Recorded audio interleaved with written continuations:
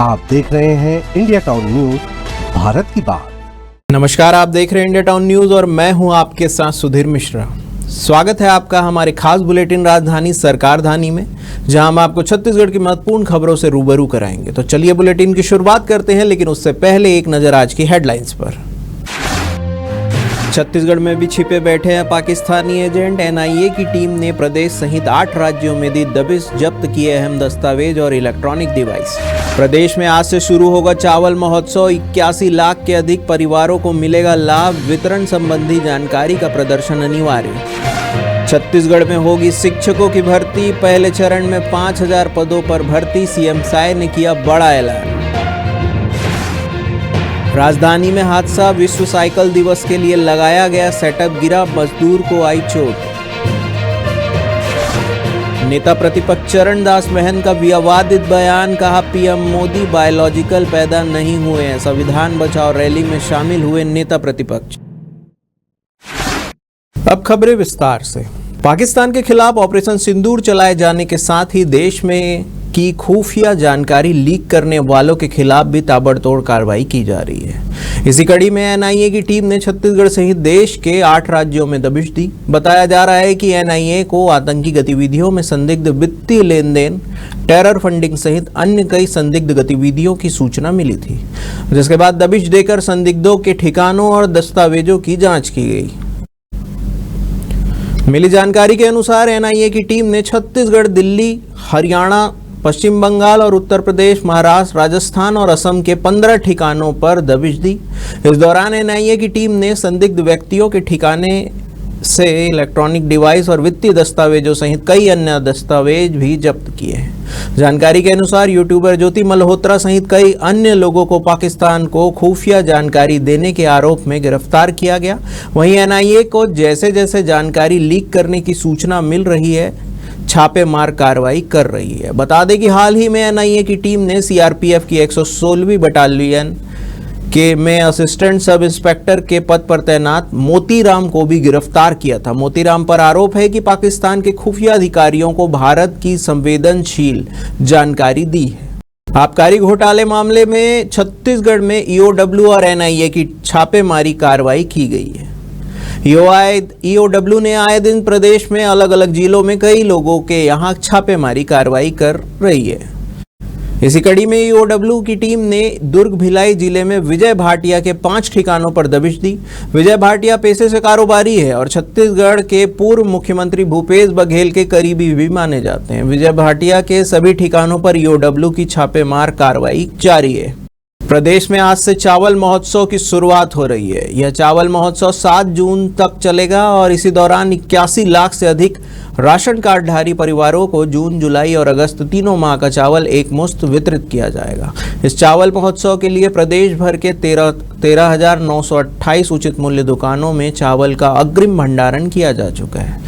ऐसा इसलिए किया गया है ताकि चावल का वितरण सुचारू रूप से हो सके। इस अवसर पर दुकानों में वितरण संबंधी जानकारी का प्रदर्शन अनिवार्य किया गया है। सभी जिलों के कलेक्टरों को निर्देशित किया गया है कि चावल वितरण की सूचना स्थानीय स्तर पर विभिन्न प्रचार माध्यमों से व्यापक रूप से प्रसारित की जाए, जिससे प्रत्येक लाभार्थी तक यह जानकारी सुगमता से पहुंचे और वितरण पारदर्शी रहे। छत्तीसगढ़ से एक बड़ी खबर निकलकर सामने आ रही है। प्रदेश की शिक्षा व्यवस्था को सुदृढ़ और प्रभावशील बनाने के लिए छत्तीसगढ़ की साय सरकार ने एक बड़ा ऐलान किया है। सीएम साय ने कहा है कि प्रथम चरण में हम 5000 शिक्षकों की भर्ती करेंगे। शिक्षकों के रिक्त पदों पर भर्ती को लेकर विभागीय स्तर पर तैयारियां शुरू कर दी गई है। दरअसल सुशासन तिहार का समापन हुआ है। इसी अवसर पर सीएम साय ने प्रदेश में शिक्षकों के बड़े पैमाने पर भर्ती की घोषणा की है। यह घोषणा राज्य में शिक्षा व्यवस्था को सुदृढ़ करने और बेरोजगार युवकों को नए अवसर प्रदान करने की दिशा में एक महत्वपूर्ण कदम मानी जा रही है। राजधानी रायपुर में विश्व साइकिल दिवस पर आयोजित कार्यक्रम में एक हादसा हो गया, जिसमें ट्रस का सेटअप निकालते समय एंगल गिरने से एक मजदूर घायल हो गया।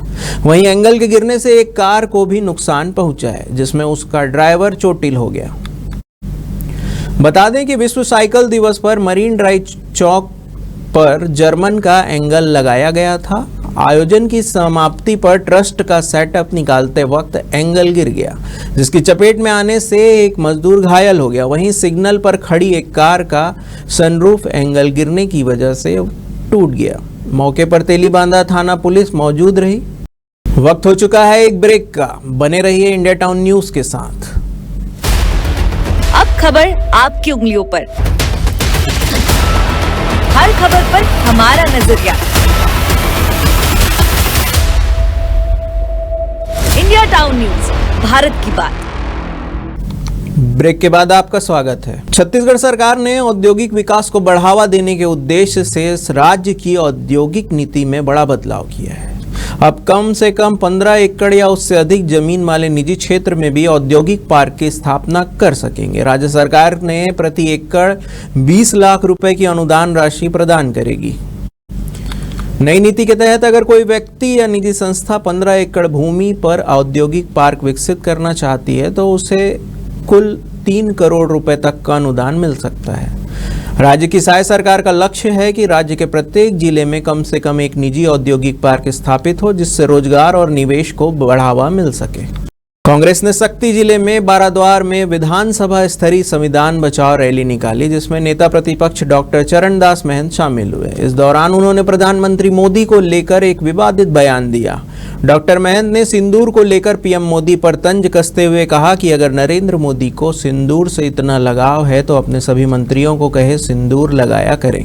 प्रधानमंत्री मोदी को कहते हैं कि वे बायोलॉजिकल पैदा नहीं हुए हैं, यानी उनके शरीर में खून नहीं हवा भी हो सकती है। इस तरह का तंज उन्होंने दिया।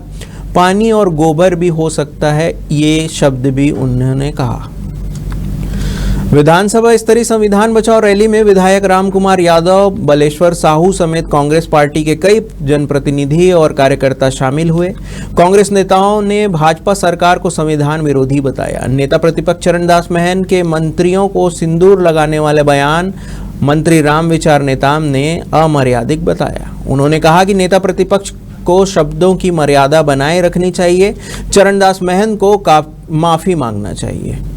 मुख्यमंत्री विष्णुदेव साय ने धमतरी में आयोजित समीक्षा बैठक में विकसित छत्तीसगढ़ का मंत्र दिया। उन्होंने कहा कि विकसित छत्तीसगढ़ के लिए तैयार किया गया विजन डॉक्यूमेंट एक रोड मैप की तरह है, जिसमें लक्ष्य और दिशा निर्देश स्पष्ट रूप से है। अधिकारी विकसित छत्तीसगढ़ के लक्ष्य को साकार करने के लिए पूरी तन्मयता और जिम्मेदारी के साथ इसे परिणाम तक ले जाए। आज रायपुर और धमतरी जिले में योजनाओं की क्रियान्वयन की स्थिति की समीक्षा कर रहे थे। मुख्यमंत्री ने सुशासन तिहार के समापन पर कहा कि लोगों की समस्याओं के समाधान का यह सिलसिला थमना नहीं चाहिए। जन जन से संवाद और उनकी समस्याओं का समाधान निरंतर जारी रहना चाहिए। अधिकारी कड़ी मेहनत और नवाचारी तरीके से लोगों की समस्याओं का समाधान करें। आम जनता को देरी से न्याय मिलना न्याय नहीं मिलने के बराबर है। उन्होंने कहा है कि राजस्व त्रुटि सुधार जैसे कार्यों में अधिकारियों कर्मचारियों से ही गलती होती है, लेकिन इसका नुकसान आम लोगों को होता है और उन्हें ही परेशानी भुगतनी पड़ती है। प्रधानमंत्री नरेंद्र मोदी ने बस्तर की प्रसिद्ध जनजातीय महिला कलाकार डॉक्टर जयमती कश्यप को देवी अहिल्याबाई राष्ट्रीय सम्मान 2024 से सम्मानित किया है। यह पुरस्कार उन्हें कला और सामाजिक योगदान के लिए 31 मई 2025 को भोपाल, मध्य प्रदेश में आयोजित एक कार्यक्रम में दिया गया। बता दें कि डॉक्टर जयमती अब तक 10 विषयों में एमए और पीएचडी कर चुकी है। बस्तर जिले में महिला बाल विकास विभाग में पर्यवेक्षक के पद पर कार्यरत डॉक्टर जयमती कश्यप को रायपुर की 2 संस्थाओं rotary club of Raipur greater और क्रिएटिविटी आई प्रमोशंस ने 2019 में मणिकर्णिका सम्मान से सम्मानित किया था। उन्होंने स्वाध्याय से ही अब तक 10 विषयों में एमए के साथ बस्तर के परगनाओं की सामाजिक, आर्थिक एवं धार्मिक व्यवस्था का एक ऐतिहासिक अध्ययन विषय पर शोध भी किया है। उन्हें महिला बाल विकास विभाग द्वारा किशोरी बालिका सम्मान से सम्मानित किया जा चुका है। डॉक्टर कश्यप ने अब तक जनजातीय विश्वविद्यालय, अमरकंटक, इंदिरा गांधी राष्ट्रीय कला केंद्र नई दिल्ली सहित विभिन्न महाविद्यालय, विश्वविद्यालयों एवं संस्थाओं द्वारा आयोजित विभिन्न कार्यशालाओं और संगोष्ठियों में भी भाग ले चुकी है। रायपुर एयरपोर्ट में गाड़ी की एंट्री होने के साथ ही पार्किंग शुल्क देना ही होगा। अगर आपने शुल्क नहीं दिया तो आपके साथ बदतमीजी की जाएगी। तब तक जाने नहीं दिया जाएगा जब तक आप पैसे ना दे दें। नियमानुसार एयरपोर्ट में 5 मिनट तक की पार्किंग फ्री है, लेकिन ठेकेदार नियमों की अनदेखी करके जबरन अवैध वसूली कर रहे हैं। आपको बता दें कि एयरपोर्ट की पार्किंग का फ्री समय 5 मिनट से बढ़ाकर 10 मिनट करने के लिए लोकसभा सांसद बृजमोहन अग्रवाल भी पहल कर चुके हैं। एयरपोर्ट सलाहकार समिति के सदस्य भी इसी फैसले से सहमत हैं, लेकिन अभी तक अथॉरिटी के अफसरों ने इस पर कोई पहल नहीं की है, जिससे ठेकेदार अपनी मनमानी कर रहे हैं और जबरन वसूली कर रहे हैं। हमारे खास बुलेटिन राजधानी सरकार धानी में फिलहाल इतना ही। तमाम खबरों के लिए बने रहिए इंडिया टाउन न्यूज़ के साथ। नमस्कार।